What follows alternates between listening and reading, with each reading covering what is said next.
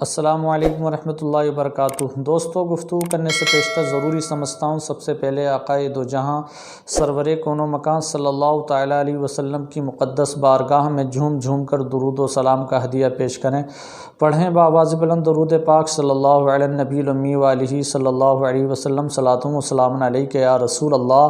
صلی اللہ تعالیٰ علیہ وسلم۔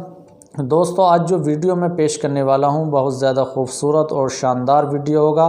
بڑی ہی نصیحت آمیز ویڈیو ہوگی۔ دیکھیے، بات یہ ہے کہ حضرت عمر ابن خطاب رضی اللہ تعالیٰ عنہ اس حدیث کے راوی ہیں۔ اللہ کے رسول صلی اللہ تعالیٰ علیہ وسلم نے ارشاد فرمایا، انما الاعمال بالنیات وانما لکل امرئ ما نویٰ، یعنی اعمال کا دارومدار نیتوں پر ہے اور ہر شخص کے عمل کا ثمرہ وہی ہے جس کی اس نے نیت کی ہے۔ دیکھیے، اس حدیث کی اگر فنی حیثیت دیکھی جائے تو یہ حدیث ایک اعتبار سے غریب ہے اور ایک اعتبار سے مشہور ہے اور متواتر نہیں ہے۔ اور اگر اس کی فضیلت کے بارے میں دیکھا جائے تو فضیلت اس کے لیے یہی کافی ہے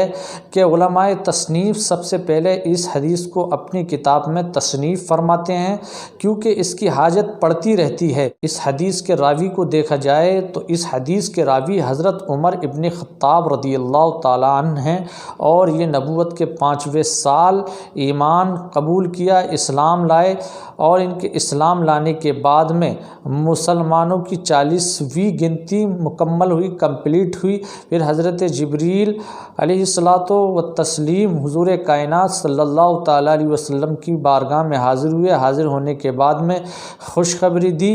اور عرض کیا، یا رسول اللہ صلی اللہ تعالیٰ علیہ وسلم، حضرت عمر ابن خطاب رضی اللہ تعالیٰ عنہ کے ایمان لانے سے، اسلام قبول کرنے سے آسمان والے مبارکباد پیش کر رہے ہیں، اور ان کو فاروق کا لقب دیا گیا ہے کیونکہ ان کے اسلام لانے سے اسلام کو غلبہ ہوا ہے اور اسلام کا ظہور ہوا ہے۔ کائنات صلی اللہ تعالیٰ علیہ وسلم نے جو ارشاد فرمایا، انما الاعمال بالنیات، اعمال کا دارومدار نیتوں پر ہے، اس حدیث کا مطلب یہ ہے کہ ہر عمل کی صحت کا اعتبار اس عمل کی نیت سے ہے، یعنی اگر اس عمل سے مقصود اللہ کی رضا ہے تو سب سے زیادہ اس میں فضیلت ہے، اور اگر اس عمل سے مقصود جنت کا حصول ہے تب بھی اس میں فضیلت ہے، اور اگر اس عمل سے مقصود دنیا کا حصول ہے تو وہ چیز دیکھی جائے گی کہ وہ چیز اگر جائز ہوگی تو وہ عمل بھی جائز ہوگا، اور اگر وہ چیز ناجائز ہوگی تو وہ عمل بھی ناجائز ہوگا۔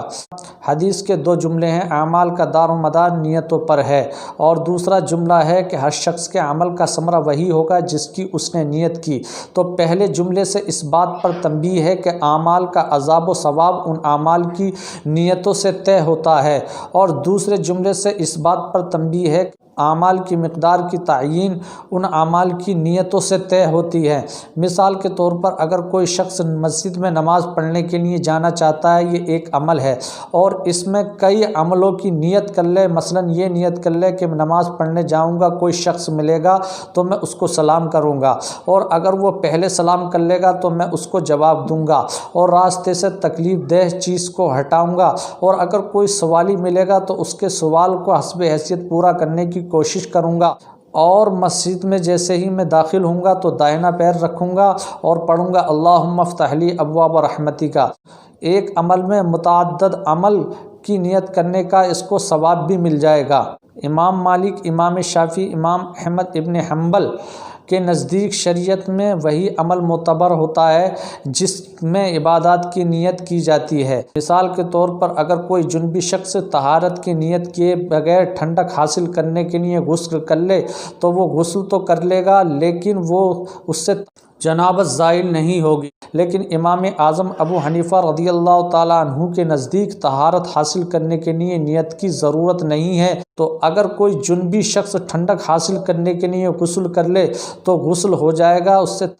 جنابت زائل ہو جائے گی۔ امام اعظم ابو حنیفہ رضی اللہ تعالیٰ عنہ اور ان کے اصحاب کی یعنی فقہائے احناف کی دلیل یہ ہے، ہر عمل کے صحیح ہونے کے لیے عبادات کی نیت کی ضرورت نہیں ہے، اس لیے کہ تلاوت قرآن مجید کرنا اور اذان دینا، واعظ و نصیحت کرنا، راستہ دکھانا، راستے سے تکلیف دہ چیز کو ہٹانا، نیکی کی دعوت دینا، برائی سے روکنا، یہ سب کام عبادات ہیں، اس پر اجماع ہے کہ یہ سب کام عبادات ہیں اور ان کے لیے عبادات کی نیت کی ضرورت نہیں ہے۔ عبادات کی نیت کی ضرورت کے بغیر ہی یہ کام جو ہے صحیح ہو جاتے ہیں اور ان پر اجر ملتا ہے۔ اور فقہائے احناف کی یہ حدیث بھی دلیل ہے کہ حضرت ابو ذر رضی اللہ تعالیٰ عنہ سے روایت ہے، صحابہ کرام رضوان اللہ تعالیٰ علیہم اجمعین نے عرض کیا، یا رسول اللہ صلی اللہ تعالیٰ علیہ وسلم، مال والے تو اجر لے گئے، وہ ہماری طرح نماز پڑھتے ہیں، روزہ رکھتے ہیں اور اپنے مال میں سے زائد مال کو صدقہ کرتے ہیں۔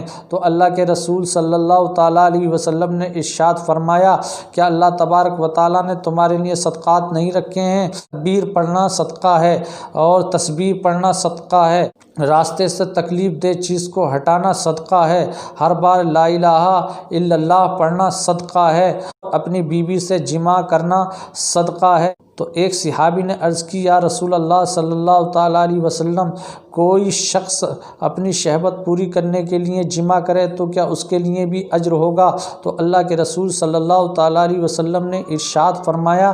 اگر وہ حرام طریقے سے اپنی شہوت پوری کرتا تو اس کے لیے اجر ہوتا یا نہیں؟ بس ایسے ہی اگر کوئی شخص اپنی شہوت کو پورا کرنے کے لیے حلال طریقے سے جماع کرے تو اس کے لیے اجر ہوگا۔ اس حدیث میں یہ واضح تصریح ہے کہ اگر کسی جائز اور نیک کام میں اجر کی نیت نہ بھی کی جائے تب بھی اس کو اس کا اجر ملتا ہے۔ اگر یہ ویڈیو آپ کو پسند آیا ہو تو زیادہ سے زیادہ شیئر کریں، لائک کریں، کمنٹ کریں۔ السلام علیکم ورحمۃ اللہ وبرکاتہ۔